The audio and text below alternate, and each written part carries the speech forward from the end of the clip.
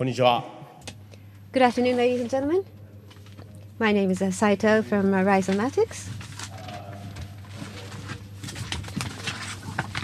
In Japanese. 日本語でやらせていただきます。 I'd like to speak in Japanese. A future of art in the cities is what we're discussing. And we have a group called Rhizomatics. It's a team. And I'd like to do a brief self-introduction. And I'd like to refer to what I've created, commercial works or artworks. I'd like to mix all of these. And going forward, as a Japanese, as one who has an office in Tokyo, 2020 is I think will be a major trigger for us. And in this process, using cities to express ourselves. We'd like to bear this in mind, or if you could bear this in mind as you look at what I have to present. I'd like to briefly explain about myself. I was originally a student of architecture, and I went to Columbia as well as Tokyo University of Science and Technology. And then I worked for an architect's firm, and then I went to an advertising agency because of 9/11. There were fewer and fewer architecture projects, so I moved to an advertising agency. The world of advertising and world of architecture is very, very different. And so there were lots of things that I learned, and the way I perceived architecture changed as a result of my experience. And then as an artist, I have participated in the Biennale and Denver Art Festival and so forth. Through art and through media art, in my case, I found it hard to earn a living. I think you find a lot of this among artists, creating artwork and making money. You try to make both possible, but in my case, I had a different name as an artist, and I had a different name as a one making money, and so that did not sit well with me. So I was a freelance designer, and I continued creating artwork at the same time. And in the end, I created Rhizomatics. Rhizomatics comprises not only myself. Daito Manabe is my partner, who's a media artist who is very active. And our company is such that we work in the context of media art, what we want to create. And according to what Mr. Nanjo said, we create things that are not useful, that cannot be used. And we would use technology and methods, and we would use that in a commercial and make money. And then we would recycle that once again. And this is our studio. As you can see, we have a lot of gadgets and equipment. It's a dream world for us.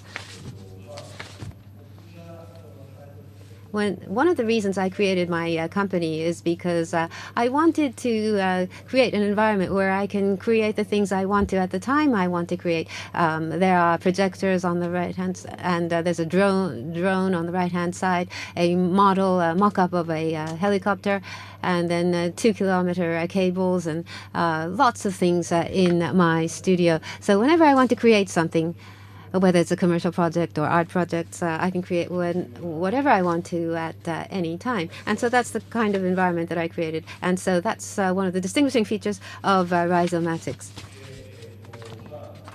Basically, in my company, we have this makeup in terms of the team. We have artists and programmers and coders. Programs multiplied by the number of people comprise half of our staff.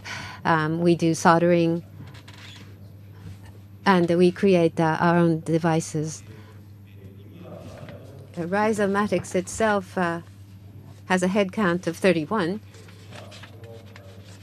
and we have a project management team that organizes our people.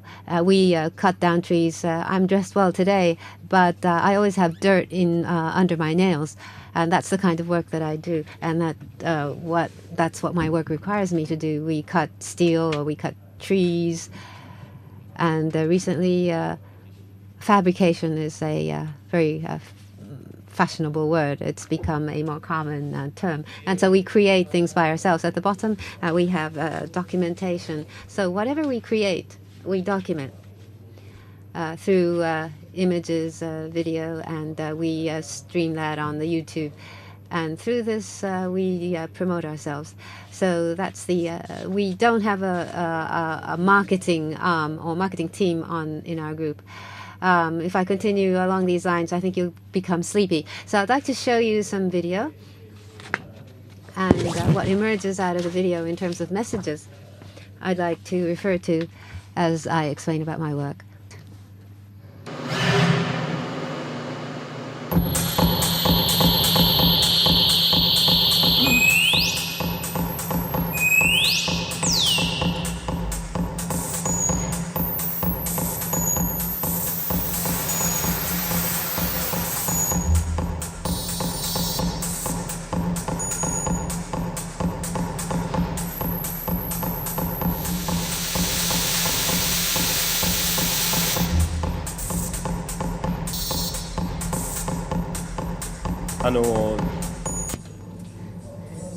I'd like to interject the following. As you can see, people and robots are dancing together here. We wondered if that was possible.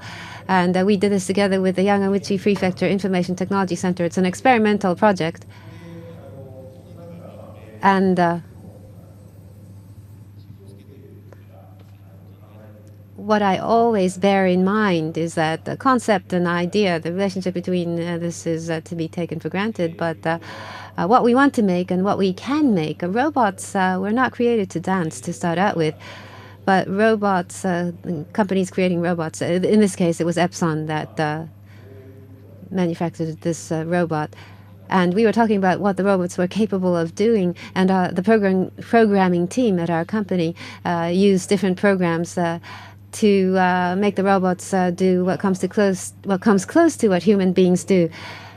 And so we have things that we want to do, and then we use technology to make that happen. It's the same with cities. You have to first have a vision, and then technology follows and infrastructure follows. So both are important. So first you have to have a vision as to what you want to create. It may not be a vision, or what should we call it? You set a target, and you have to have this target. Otherwise, technology will not catch up. Technology looks like it's evolving automatically, but the equipment that I use on the ground is not that way. We want to do something, and that's why we learn programs to enable us to do that. Or we want to do something, and we decide to develop something new. And so this is the way it works. So having a vision and what we want to create and what we do create, both are important. Moving on to the next, sorry.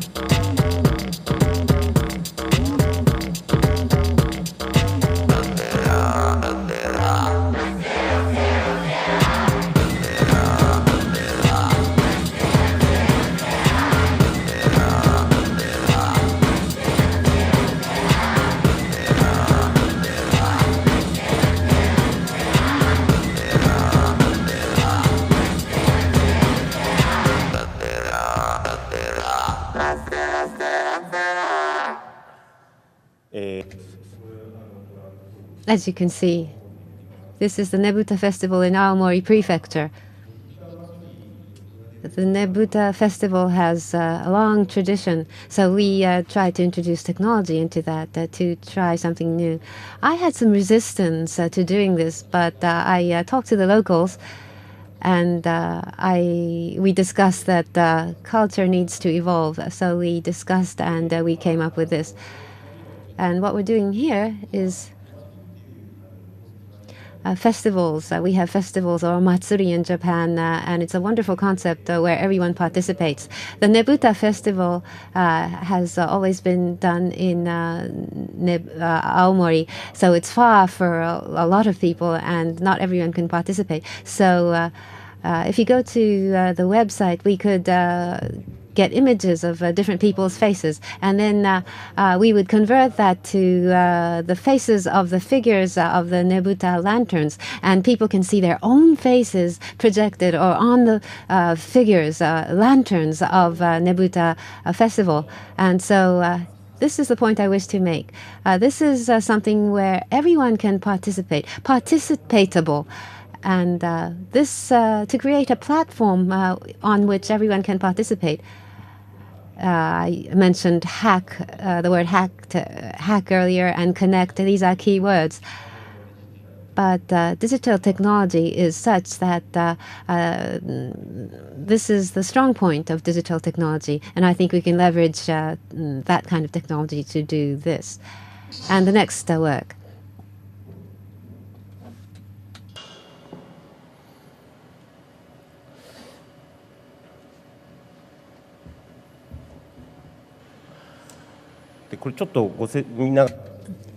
I'd like to explain as you look at this. In the beginning of this year, Arata Isozaki exhibited this at ICC. It's a Solaris exhibition. The reason I quit architecture was that the architecture inevitably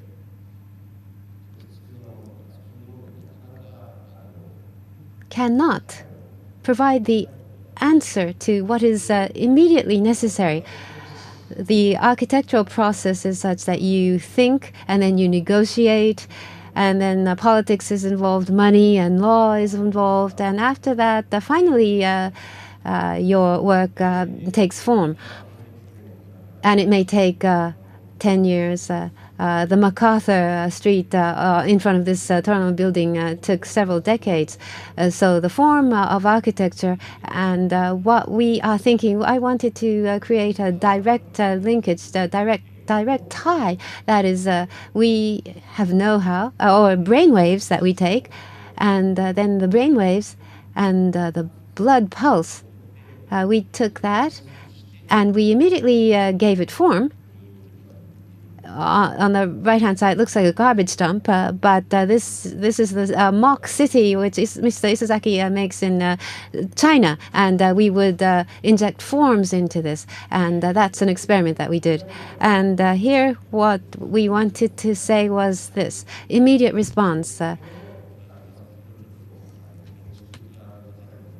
And I was talking to the architects, and the architects think about this kind of technology, I understand. Digital technology is very good at doing this too. It doesn't have to be digital, but the speed of architecture is accelerating. But the immediate response, what is capable of providing immediate response, and the city building where immediate response is possible, I think this would be something for the city of the future, which is the theme of this discussion. So data visualization makes something like this possible. The significance of data rising. I think people are asking this question in different places. The next is a website. It's an open METI project. METI's, or Ministry of Economy, Trade and Industries, data has been uploaded so that everyone can use what METI had as data. And there are lots of books on trade in the library of METI, and we digitalized this, and we created a database. And what I want to say here is the following. In our industry, we talk about SDK or API to make things open. And there are different information that people have. Tokyo Metro publicizes information on the running of the trains. And by everyone making data information public, things I believe will change. By 2020, there's a lot of things we can do. We can do the things things that I showed you, and discussion has taken place yesterday and today. Streamlining the laws is very important. Mr. Carlson's work cannot be exhibited in Japan, so the laws need to be organized and improved. We can make life-size robots like this. I think we installed this in Kichijoji, and there was quite a commotion about this. So the laws need to be improved, and the regulations as well. We hope that we will move forward with this by 2020. And then the rest is, well, the Olympic Games coming up, I hope would be the kind of Olympic Games where the entirety of Tokyo would be involved. So we hope things will be improved. For example, technology that connects people can be tapped and harnessed, and so that everyone, there'll be a surge of excitement, a mounting excitement, so that as a city we can all become one. And we hope that we can do something to make this possible. Thank you very much.